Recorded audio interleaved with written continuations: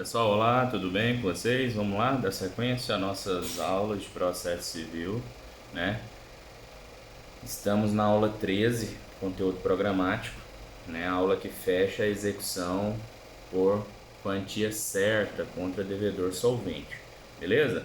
Então, vamos lá, na aula passada nós vimos as modalidades de penhora, né? Que existe no ordenamento jurídico. E nessa aula agora a gente passa para a próxima fase, que é a avaliação dos bens penhorados, né? A avaliação é um ato do oficial de justiça que antecede a fase da expropriação, né?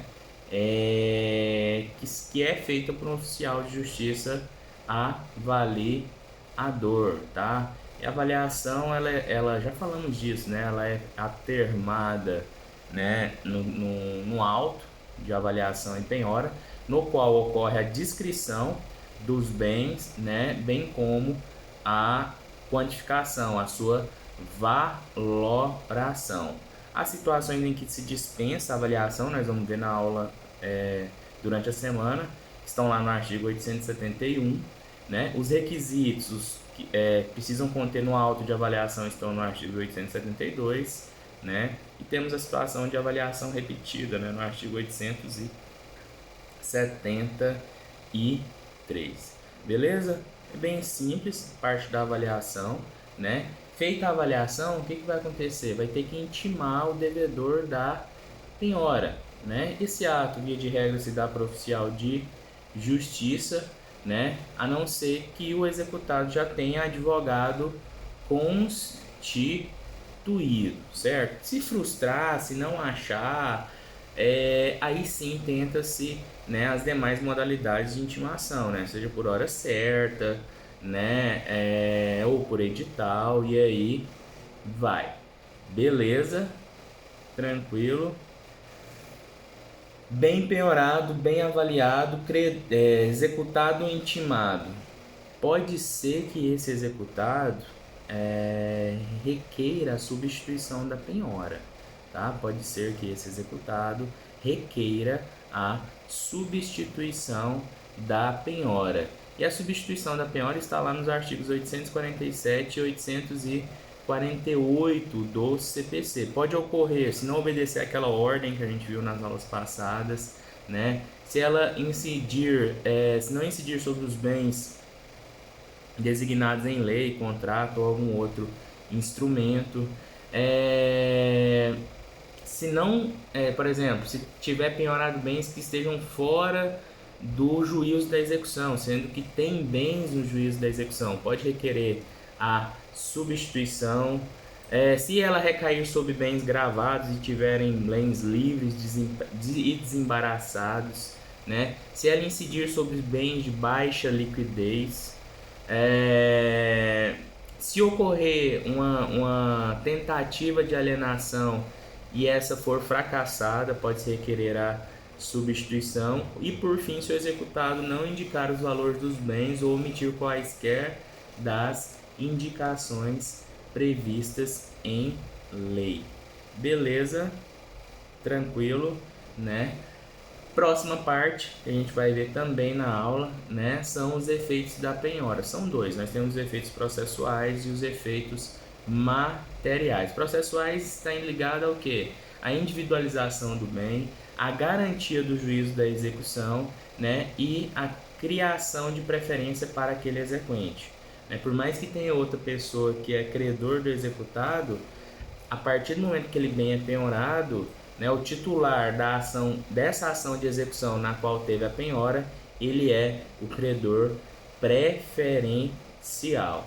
Efeitos processuais. Efeitos materiais privam o devedor da posse direta, né, a penhora retira a posse direta do devedor, né, e induz a ineficácia de alienações. A partir daquele momento, não se pode mais alienar os bens. Beleza? Finalizada essa fase da penhora, a gente passa para a terceira fase da ação de execução, que é a fase da expropriação, né? E aí nós temos, gente, dentro da expropriação, nós temos três modalidades de expropriação. Expropriação é a retirada forçada do bem do executado. Nós temos a primeira delas, que é a adjudicação. A adjudicação é quando se dá, ocorre, né, a preferência do exequente por aquele bem que está penhorado. Antigamente, na vigência do outro código, era ato de última situação, tá? A adjudicação só ocorreria se já tivesse tentado alienação, né? Se tivesse tentado leilão. Hoje não, hoje antes, né, de se tentar um leilão, que está lá na alienação, que agora a gente vai ver, o exequente ele pode falar assim: eu quero bem, eu quero adjudicar o bem, esse apartamento aí eu quero ficar com ele. Beleza? Está lá entre os artigos 876 e 878. Temos a segunda modalidade, que é a alienação. Alienação. A alienação ela pode se dar por duas formas. Ela pode se dar por iniciativa particular. Como assim? Iniciativa particular, as partes vão alienar o bem lá, mesmo já tendo ação de execução? Sim, né? Às vezes, né, é interessante para as partes, porque uma vai reconhecer a dívida e a outra vai querer resolver rápido o problema, né? Exequente e executado aí num exemplo. Então, o que acontece? O executado vai falar assim: ó, eu tenho quem compra meu apartamento. E aí vai pedir autorização para o juiz, alienação por iniciativa particular. O comprador vai depositar em juízo essa quantia, que só vai ocorrer essa possibilidade, primeiro, por iniciativa das partes, né? E por ser mais vantajosa ao executado. Normalmente ela é, porque se for para leilão, o executado corre risco de perder aí até metade, né, do valor da avaliação, que ele já perde. A partir do momento que o bem é penhorado, ele já não é, muitas vezes é um valor, um carro que tem um valor sentimental, houve gastos. Penhorou lá, irmão, valor de mercado. Valor de mercado vai para o leilão, até 50% dele pode ser, o arrematante pode levar.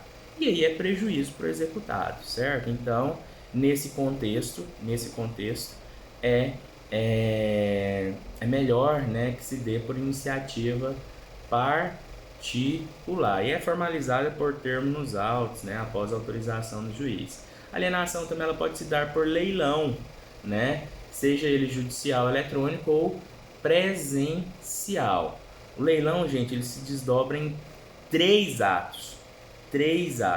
Quais são os atos? Nós temos os atos preparatórios, que ocorre a publicação dos editais, que é o chamamento de todos, né, para o leilão. Aquele editalzinho que você vê lá no jornal, aquele e-mail que você recebe, né, que é a publicação dos editais e a cientificação de todas as pessoas interessadas naquela execução. Os credores, os demais credores do executado, eles têm preferência e aí vai, certo? O leilão em si, atos preparatórios, o leilão em si, né, que é o procedimento lá de quem dá mais, leva, né? Nesse caso, nós não estamos falando de leilões particulares, tá? Os leilões realizados no âmbito do judiciário, tá? Sobre o aval do Estado, com E maiúsculo. Tá? E por fim, a assinatura do auto, né, de arrematação, que vai assinado pelo juiz, pelo arrematante, pelo serventuário. Assinado esse auto de arrematação, acabou. A alienação ela é considerada irretratável, né, perfeita e acabada. Qualquer outra situação entre executado e credor ou terceiro só se resolve em perdas e danos. Assim diz a lei. Tá bom? Então, leilão, né, é a segunda modalidade de alienação. Ele pode se dar por meio de três atos, né? São os atos preparatórios, o leilão em si, a assinatura do auto. Então, terceira modalidade de expropriação, vimos a alienação por adjudicação, a alienação por iniciativa particular ou pelo leilão, e a terceira modalidade de expropriação, a apropriação de frutos e rendimentos de empresa ou estabelecimento e de outros bens, né? Essa apropriação de frutos e rendimentos ela se dá por conta do binômio menor gravidade para o executado, né? E maior recebimento do crédito, maior eficiência no recebimento do crédito. Como assim? Gente, falamos já disso aqui, não é a primeira vez, né?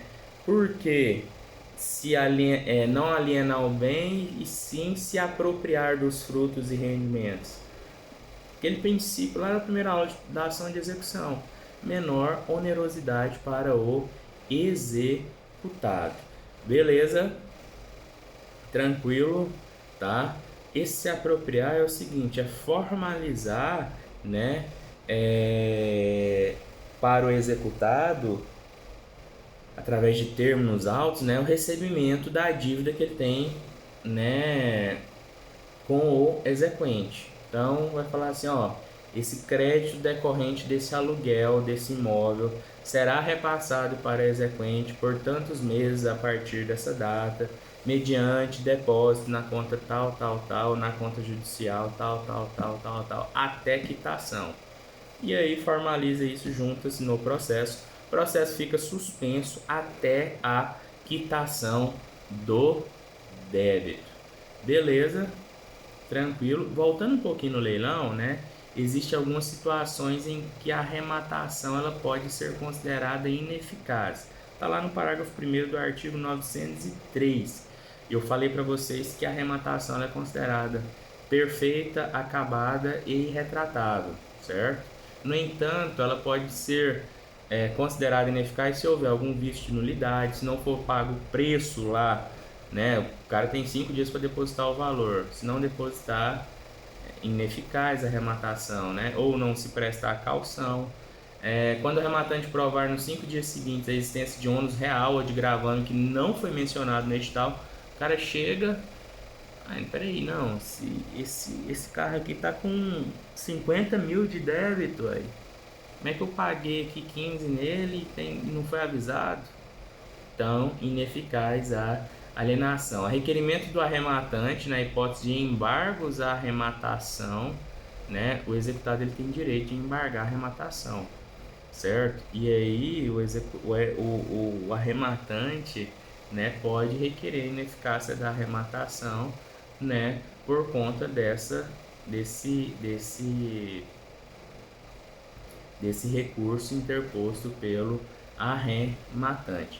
E quando ela for realizada por preço vil, rematação por preço vil é aquela que se dá, né, por menos de 50% do valor da avaliação. Beleza? Tranquilo? Dúvidas? Vou pausar agora, a gente volta com outro módulozinho, né, para falar da última fase da ação de execução por quantia certa, né, que é a satisfação do crédito, concurso de preferência ou concurso de credores e pagamento pela adjudicação dos bens penhorados. Beleza? Até agora.